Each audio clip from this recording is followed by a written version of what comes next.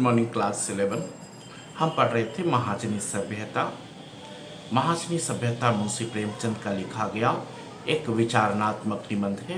प्रस्तुत निबंध में लेखक ने खुलकर महाजनी सभ्यता, पूंजीपतियों सभ्यता, महाजनी सभ्यता का आलोचना किया है। हम यहाँ तक पढ़ लिए थे कि पूंजीपतियों का मकसद है सिर्फ समाज में उनका रिश्ता यही रहता है कि वो लोगों को उल्लू बनाकर, लोगों को धोखा देकर, लोगों को मूर्ख बनाकर अपने काम निकालना। धन लोभ ने मानव भावों को पूर्ण रूप से अपना अधीन कर लिया है। पैसे का लोभ, कहा जाता है ना कि कनक कनक ते 100 गुनी मदकता अधिकार, यही खाए बैराय जग, यही पावे बैराय। एक कनक का मतलब होता है सोना और एक कनक का मतलब होता है धतूरा। धतूरा जो है वो नशीला पदार्थ है। धतूरा कैसा है? नशीला पदार्थ है। लेकिन कभी यहां पर कबीरदास कहते हैं कि कनक कनक ते 100 गुनी मदकता अधिकार, मतलब कि धतूरे की नशा, पैसे की नशा धतूरे की नशा से 100 गुना अधिक है। पैसे की नशा, धन की नशा, दौलत की नशा, सोना की नशा धतूरे की नशा से 100 गुना अधिक है। कनक कनक ते 100 गुनी मदकता अधिकार, यही खाए बैराय जग, यही पाए बैराय। धतूरा तो इंसान खाकर पागल हो जाता है, लेकिन पैसा इंसान पाकर पागल हो जाता है। तो ये धन लोभ जो है मानव भावों को पूर्ण रूप से अपना अधीन कर लिया है। इस महाजनी सभ्यता में कुलीनता और शराफत, गुण और कमाल की कसौटी पैसा है, केवल पैसा है। जिसके पास पैसा है वो बड़ा शरीफ आदमी है, समाज में वो बड़ा इज्जतदार है। जिसके पास पैसा है वो बड़ा विद्वान है। विद्वता पैसे से दिखाई दिया जा रहा है, उसकी विद्वता की पहचान पैसे से हुआ जा रहा है। जिसके पास पैसा है वो बड़ा खानदानी व्यक्ति है और समाज उसको देवता स्वरूप मानता है। जिसके पास पैसा होता है उसका अंतःकरण, उसका अंतर आत्मा कितना ही काला क्यों ना हो, उसके अंदर कितना ही दोष क्यों ना पाया जाए, जी कितना ही वो जो है उसके अंदर शैतानियत, उसके अंदर से शराफत का एक बूंद भी नहीं है उसके हृदय में, फिर भी वो उसे समाज इज्जत दे रहा है क्योंकि उसके पास दौलत है, उसके पास पैसा है। साहित्य, संगीत, कला सभी धन की देहली पर माथा टेकने वालों में से है। यह हवा इतनी जहरीली हो गई है, लेखक ने यहां पर यह अंडरलाइन कीजिएगा, ये लाइनिंग इंपॉर्टेंट है कि ये हवा इतनी जहरीली हो गई है कि इसमें जीवित रहना कठिन होता जा रहा है। ये पैसे की भूख, जिसके पास पैसा है उसी को सम्मान, उसी को इज्जत।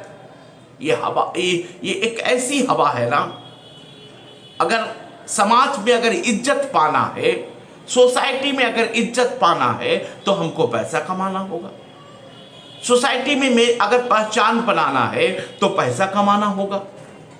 और ये इतनी जहरीली हो गई है कि इसमें जीना कितने दुभर हो गया है, जीना, जीवित रहना कठिन होता जा रहा है। इसलिए हर व्यक्ति का मकसद यही होता है, हर व्यक्ति का मकसद यही होता है कि पैसा कमाना, किसी तरह से भी पैसा कमाना। डॉक्टर और हकीम है कि बिना लंबी फीस लिए बात नहीं करते।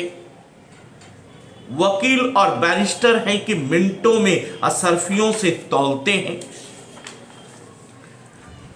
गुण और योग्यता की सफलता उसके आर्थिक मूल्य के हिसाब से मानी जा रही है। अगर किसी डॉक्टर का फीस 200 रुपया है और उसके बनिस्पत किसी डॉक्टर का फीस 2000 है, तो आदमी दिखाई बिना कर देता है कि जिसका फीस 2000 है वही अच्छा डॉक्टर होगा। जिस टीचर का फीस 5,000 रुपया मंथली है वही अच्छा टीचर होगा। योग्यता का पहचान उसके आर्थिक मूल्यों से करने लगे हैं। लेखक का रहा है, उसकी काबिलियत का पहचान, उसकी योग्यता की पहचान व्यक्ति जो है किससे करने लग रहा है? किससे करने लग रहा है? आर्थिक मूल्यों से करने लग रहा है। मौलवी साहब और पंडित जी भी पैसे वाले के बिना पैसे का गुलाम है। अखबार उसी का गुण अलापता है, अखबार उन्हीं का राग अलापता है जिसके पास पैसा है। इन पैसों के आदमियों के दिलो दिमाग पर इतना कब्जा जमा लिया है कि उसके राज पर किसी और से भी आक्रमण करना कठिन दिखाई देता है। ये दया और स्नेह, सच्चाई और सौंदर्य का पुतला मनुष्य दया मात शून्य जड़ बनकर रह गया है। ये जो सिंपैथी है, दया है, करुणा है, ये सब मनुष्य के अंदर से क्या हो चुका है? खत्म हो चुका है। इस महाजनी सभ्यता में नए नए नीति नियम गढ़ लिए हैं जिन पर आज समाज की व्यवस्था चल रही है। उनमें से यह है कि समय ही धन है। याद रखिएगा, महाजनी सभ्यता में समय ही धन है। पहले क्या था? समय क्या था? पहले समय जीवन था। समय का खर्च लोग करते थे विद्या अर्जन करने के लिए, समय का खर्च करते थे लोगों की सेवा करने के लिए।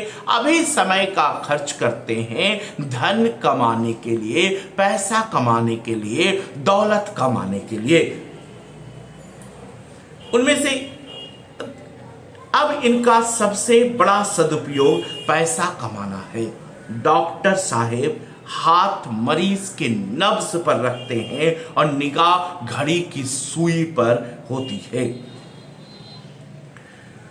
उनका एक एक मिनट एक एक असरफी है। रोगी ने अगर एक असरफी नजर की तो उसे मिनटों से, एक मिनट से ज्यादा वक्त नहीं दे सकते। रोगी अपनी दुख गाथा सुनाने के लिए बेचैन है, पर डॉक्टर साहब से बिल्कुल ध्यान नहीं है। डॉक्टर साहब रोगी के जो है दुख गाथा सुनने के लिए बैठे नहीं हैं। उन्हें उससे जरा सा भी दिलचस्पी नहीं है। उनकी निगाह में उस व्यक्ति का अर्थ केवल इतना है कि वह फीस देता है और वह जल्द से जल्द नुस्खा लिखेंगे और दूसरे रोगी को देखने चले जाएंगे। मास्टर साहब पढ़ाने आते, टीचर पढ़ाने आते, उसका 1 घंटा समय बंधा हुआ है, घड़ी सामने रख लेते हैं। जैसे ही घंटा पूरा हुआ उठ खड़े हुए और जितना फीस दीजिएगा वैसा ही पढ़ाया नहीं होगा। एक मास्टर साहब थे, वो एक बच्चे के घर में पढ़ाने जाते थे, एक परिवार में वो पढ़ाने जाते थे।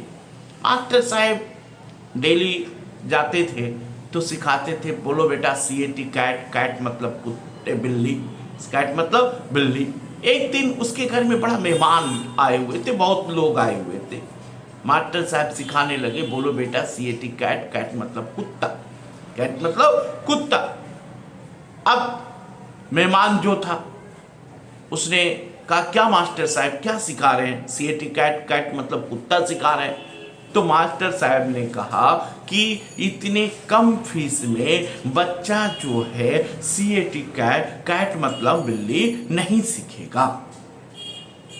तो कहने का तात्पर्य ये है कि आज हर व्यक्ति पैसे के पीछे भाग रहा है, चाहे वो मास्टर हो, चाहे वो डॉक्टर हो, चाहे वो बैरिस्टर हो, चाहे वो वकील हो, हकीम हो, हर पंडित हो, मौलवी हो, हर व्यक्ति जो है पैसे के पीछे भाग रहा है। अमीर बनने का होड़ जो है समा हुआ है।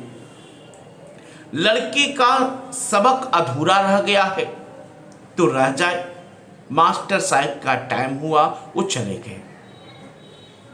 अधिक समय वो कैसे दे सकते हैं? क्योंकि समय रुपया है, समय ही तो धन है। इस धन लोभ ने मनुष्यता और मित्रता का नाम शेष कर डाला है, मिटा दिया है। पति को पत्नी या लड़कों से बात करने का फुर्सत नहीं।